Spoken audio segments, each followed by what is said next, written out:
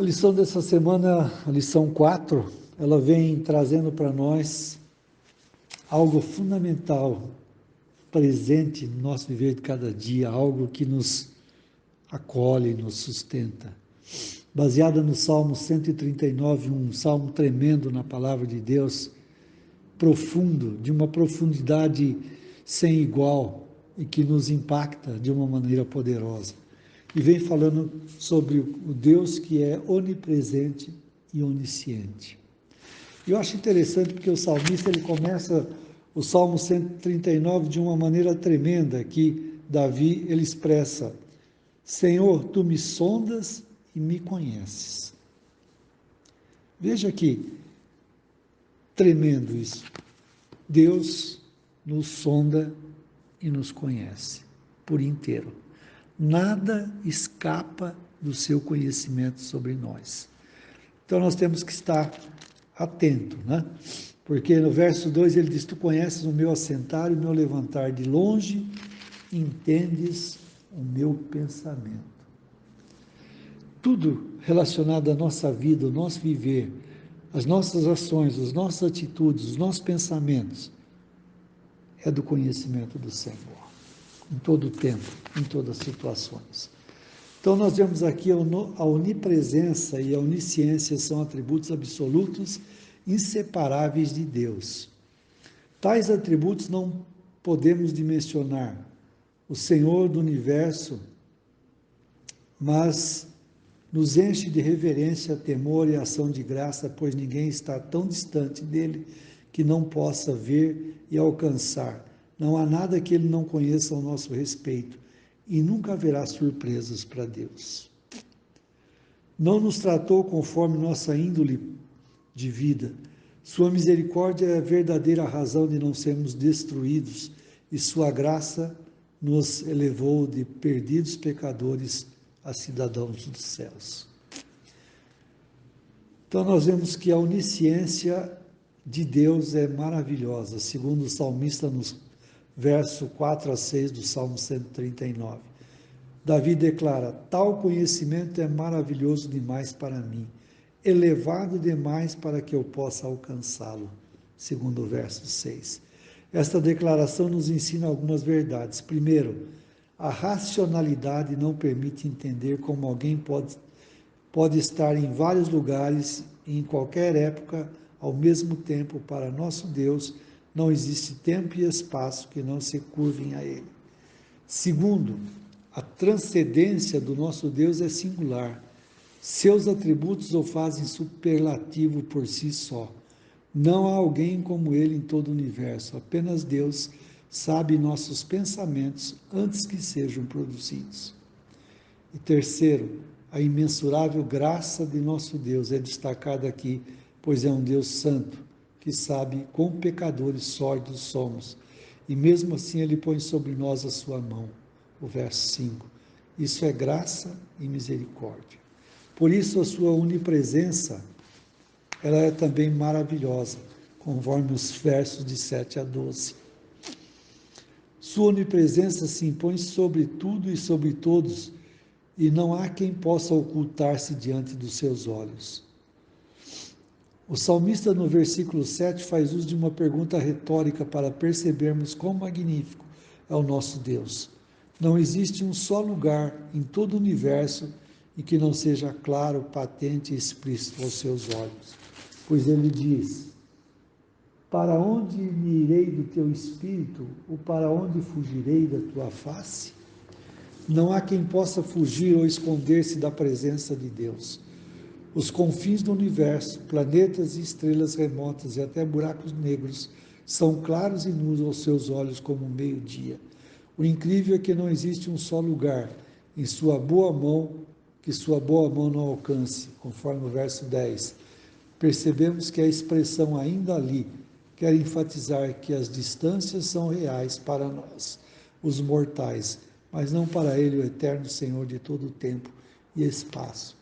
Sua santidade onipresente nos constrange a viver uma vida santa e não simplesmente lampejos de santidade. O culto deve ser a ponta do iceberg de uma vida inteira para o seu louvor. Não existem segredos para ele. Seus olhos tudo veem. Não existe distância suficiente que sua mão não alcance. As limitações peculiares dos mortais com ausência de luz. Suas ações, juízos e visão sobre tudo o que existe não precisa de qualquer tipo de luz para que sejam plenos. Seus pensamentos são justos, retos, seus caminhos pelo menos por 3 motivos. Se faz, a saber, faz parte do seu caráter e natureza, porque sua perfeição não permite que cometa erros ou injustiça. Todas as coisas estão patentes à sua presença e a entendimento, glória a Ele eternamente. E nós vemos que o profundo conhecimento de Deus a respeito do homem, como Ele nos conhece. Não há alguém que conheça mais a invenção que o seu inventor, que criou cada peça montando-a em seu devido lugar. Não existe no universo quem mais conheça o ser humano que aquele que criou. O salmista enfatiza que nós não somos fruto do acaso, ou um acidente. Fomos planejados e criados por Deus. Hoje vemos tantas teorias de que o homem veio através da evolução e tal, mas o homem veio pronto, perfeito, criado por Deus. O salmista apresenta-nos poeticamente a formação da vida no ventre, dizendo: pois tu formaste o meu interior e tu teceste no ventre de minha mãe. O salmista descreve que o Senhor não apenas nos contemplou no ventre, mas como um tapeceiro com a sua boa mão nos trouxe à existência.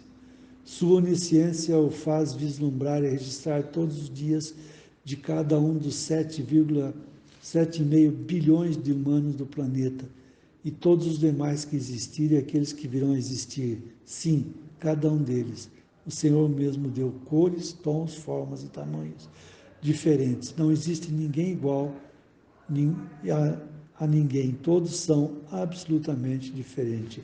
Conforme o verso 14, que é o nosso texto áureo, que diz: eu te louvarei porque de um modo terrível e tão maravilhoso fui formado. Maravilhosas são as tuas obras e a minha alma sabe muito bom. Bem, o salmista Davi, ele reconheceu as maravilhas de um Deus todo-poderoso, onisciente, onipresente, e que ele tem o controle de todas as coisas, e que fomos feitos de um modo maravilhoso. Quando nós olhamos para o corpo humano, com todo aquilo que foi feito, aquilo que nós somos, nós não sabemos o que dizer. Ficamos estupefatos, porque é glorioso demais para entendermos tudo isso. Então nós vemos que a onisciência e a onipresença de Deus a serviço dos seus, Ele sempre está pronto para nos ajudar.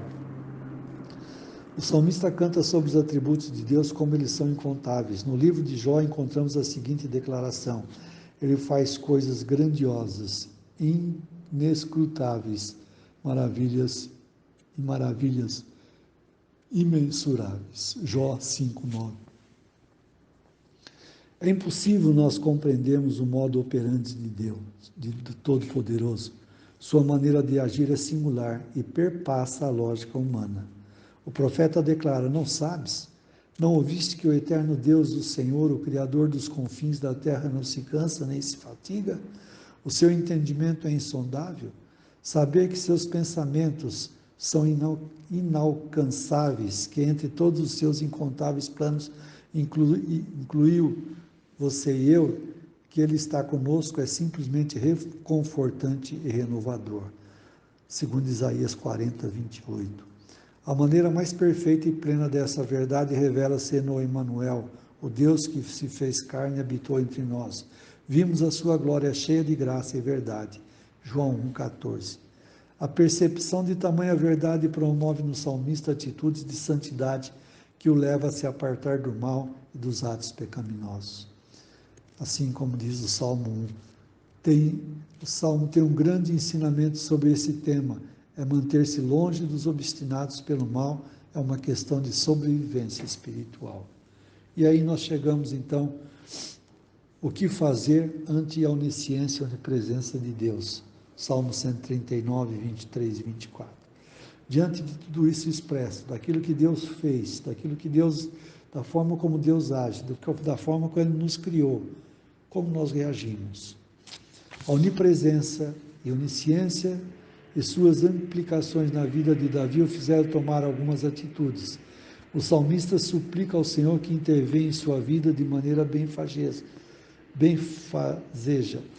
Será que nós temos a mesma atitude e conseguimos entender o mesmo pensamento de Davi? E ele coloca 4 questões aqui que são fundamentais no nosso viver hoje, diante do Senhor. Primeira coisa que Davi diz: sonda-me. Ele suplica ao Senhor que o sonde, que Deus faça uma análise profunda da sua vida. Sondar e ir além da superfície. É o que os aparelhos de ultrassonografia fazem.